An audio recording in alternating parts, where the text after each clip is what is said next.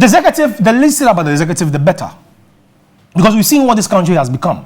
Under the executive especially, with them alone, we've seen everything that's happened here. And see, I'll not even touch on the executive because the least said the better. But let me go to Parliament. Captain, the actions of parliamentarians, particularly this 8th Parliament in the 4th Republic, so-called 4th Republic, has been the most criminal parliament in the history of Ghana. I repeat my words.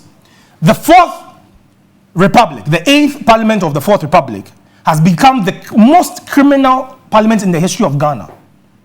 And anyone should take me on.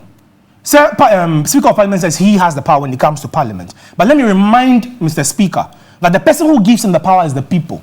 We are bigger than he is, and he's not the one in charge. It's the people of Ghana who are in charge. That we are not exercising. Exactly, because of the ignorance. But Captain, that will be remedied. If it's just one man who has to stand and speak to power, there are men in this country who can do that, and we will do that. But we remind the Speaker that he's not the one in charge of Parliament. No. He should remember that the Constitution says all power resides with the people. So then he should get his facts right. He's not the man in charge. Even in Parliament, he's not the man in charge. And if he's the man in charge, Captain, I'll take him on directly. So let's go into the Auditor General's report. Article 457 of the 2020 Auditor's report mentions an individual's name. Raymond John Latte went to the... We can't brophone too much, but Captain, let me flow. Raymond John Latte, Yaboni Dinge, Article 457 of the Auditor General's report 2020. Paragraph 457. No, item 457. Okay, yes. Okay. Yes, Raymond John Latte, Wako Register General's Department. Akofa registration forms. I register Volta River Hospital Authority Hospital Health Services. I want to deem. All 500,000 shares are in one individual's name. And Parliament, Captain, Parliament is acting like a den of thieves. Auditor General say a criminal, you're revoking as quickly as possible. Till date, it's still in Ghana government health service facilities. No. Volta River Authority Health Services. All of them have been registered in one. Papa na kofa register when the dim said Nedia. Captain. Hey, say. Oh, wait now, watch. This is just one item I've mentioned, though. Hey. Do you know how many items are in that report? And this is 2020. What's that? What do? Stroke. What's that? What do? What do you train? Say me ba. Me boba. Captain, what has Parliament done about this? Captain, left with me alone. You see, there'll be none of them who will be spared in this because, Captain, if we have 275 parliamentarians and 2 of them are doing something that is untoward, what have the 273 done? What did they do about it? They kept quiet. Silence means complicity here. So then they are all guilty of the same charge. But what you see, the Auditor General even went ahead to recommend, said they should reverse that act and to restore it to the government. Till date, Captain, has not been done. And I dare any of them to come out to show us when the correction was done and the date on it. And they shouldn't try to backdate any documents because we have contact and sources at the Registrar General's Department. But what has Parliament done in all of this, Captain? They've been quiet. And you see, I don't even have a problem with just this. But Captain, look, if I was in positions of power, I would have dealt with not just Parliament, but I would have dealt with the entire Registrar General's Department. Whoever worked on that document to register a government hospital service into one individual's name. Registrar General, may I sure say, what was all registered there? They have notice pool. So being to me, I'm a challenge. Intelligence. Yes. No. As a be challenge. Obiama. But as like me saying no.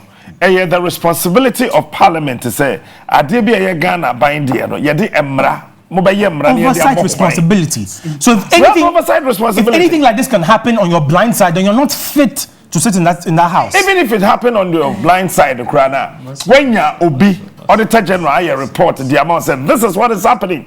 Rectify the situation. Let this facility go back to the government of Ghana." What's the mean? From 2020 into your way. It's his property. It is property. It has been incorporated in his name. Check Article 457 of the Auditor General's report from 2020. Check it. Anyone who has a document, you check it. 457. Check it. Raymond John Latte. I don't even know who the individual is. Captain, my second point with Parliament. And I'm saying the entire House of Parliament is acting like a criminal enterprise. And none of them is exempt. Captain, the entire town of Obuasi form a Chiamu. Mehiti went here, back to Obuasi issue, no. But Captain, the entire Obuasi Chrono, 220 kilometers squared. Yafa 201 kilometers squared of Obuasi, they are my private company as a mining concession. Captain, what was Parliament? Because the Mining and Minerals Act is very clear. Manu is very clear on this issue. Sir, the only 3 people who have the power to do anything concerning mining in this country are the President,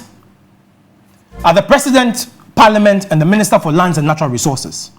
Yes, see, the Minister for Lands and Mineral Resources is acting in the state of the President, and only he can assign, negotiate anything to do with mining concessions. And see, per standard mining practices, say, Ubefa concession be the any company. There's no problem with that. But it says, if there are indigents in that space, on that land, it says we relocate you until you find a different space, develop that land, relocate the community, and then their previous towns can be given as a concession. Mining has gone on in Obuasi for centuries. But Ojayankan say it started even before we gained independence. But when we assumed the Fourth Republic and these laws came into being, and this act was done, Captain, why didn't we fix that situation? Why has Parliament acted as if they don't even know what is happening? Sir, the town of certain people who are living on their what the assassin Nama, one company, say a mining concession, 220, what the 201 amount. Not just say it's just 19 kilometers squared that's left. 19 kilometers squared, no. There are schools, there are markets, there are buildings, there are other things on it. And Parliament is quiet. Parliament is quiet. They are playing dumb. Say, so all of these things are happening. Captain, I've said this. Then all of these things that are happening, everyone is quiet. Let them remain quiet. Say, they'll bring the police, the army, and the national security operatives on you. But let me remind them. Say, when they were taking their oath of office, this is to every policeman and to every soldier, everyone who's wearing a uniform in the security services. Your oath of allegiance was to the nation and not to any political party, not to any administration. Get this right. No, but CC sent. No, Captain, let me remind them first. Okay. Yes. Say, so you see, if anyone gives you an unlawful order, say, be against the sovereign people of Ghana, and then also you take up your uniform, take up your guns, to go and brutalize Ghanaian citizens. Captain, what will happen to these people? It's not a threat. It's a promise. Say, you rise up against the people who give you the mandate to wear your uniform. And then you go and attack those people because your officer, someone has given you a certain order. Captain, in the services, we have something called an unlawful order. If your superior gives you an order and it's unlawful, you can tell him to his face, say, I will not do it. And they can't do you nothing. They can't court-martial you. They can't do nothing to you because it was an unlawful order. And see, I'm giving them that information this morning. Captain, then they don't understand the oath they took. Captain, do you know in the army, if you take your conscription oath and you are wearing your uniform, you are commissioning you as an officer, and you disobey a direct order, only is punishable by death if you are court-martialed. And see, if they did not understand their oath, how do you go and sign up for this if they don't understand what they are doing? And to me, catch on mobile, any serviceman who works with the coat of arms under the laws of Ghana has sworn an oath of allegiance to the nation, which is the people, not any political party, not any administration. It's to the people of Ghana. And see, if any of your officials give you an unlawful order to go and brutalize and terrorize the people of Ghana, it's within your right to resist or to refuse such an order. But, sir, you will disobey that and go against your oath of office to defend and protect the people of Ghana and go against to brutalize the people. What will happen after? No, there's no justification for you. I mean, because in the realm of justice, you cannot attack those you've sworn to protect. What do you think will happen to you? Anyway. But then, Captain, again, Parliament. Let me deal with Parliament. I beg you. Okay. Because ceasefire. But no ceasefire today. Yeah, Captain, our mining laws. Let's put on the side oil concessions. Again, instead of considering PSA, which is production sharing agreements, say in any civilized, sensible mining or mineral producing country, they go for the PSA, which is the production sharing agreement. And it says, if we produce 100 tons, we can go into an agreement and say the nation yabefa ebia 40% and 50%, whichever one you agree. And say you two oil no, you bring 40% of the oil, and yes you can no oil you too no. Our parliamentarians never saw that option to go for the production sharing agreement, PSA. Almost any day, but we pay concession. Come to this concession. So where a media concession is say I will give it to Kofi as Kofi's property. It's the major every Kofi is either taxes or royalties. But listen, almost say because Kofi the Nesika bet developers concession no own to your tax. It's tax no be their check Kofi. It's the Kofi bet to your say or bet to your royalties. Can't you know how much royalties are? Up to 5% of what their total revenue is. Who does the auditing? And say me 1,000 and I'm catch you say oh and then 200 penny. Who's going to check that? And I'll pay you 5% of 200, not of the 1,000. Who is checking to audit these things? It's with everything. Captain, again, Parliament is acting like a criminal enterprise, and no one is exempt because if there are 275 parliamentarians and 1 or 2 of them are the ones who are criminal and doing these things, what has the speaker done about it? What have the remaining parliamentarians said about these things? They are playing the fool, keeping quiet because there's a day coming for justice. So you've heard what happened in Niger. I want someone to invite me and start inciting the youth to violence, and I'll teach them what the national anthem says. Yes, that we should resist oppressors' rule with all our will and all our might. Now, all our might, then. And see, I want someone to come and tell me something. See, the youth of Ghana have been relegated to suffering and oppression. It's a lifetime thing. Because if this youth has to carry coconut husk to make 20 or 30 Ghana in a day, Captain, and you're telling him how much would he make to be able to afford an accommodation where he will sleep? And that's all. How would he even take these people to school?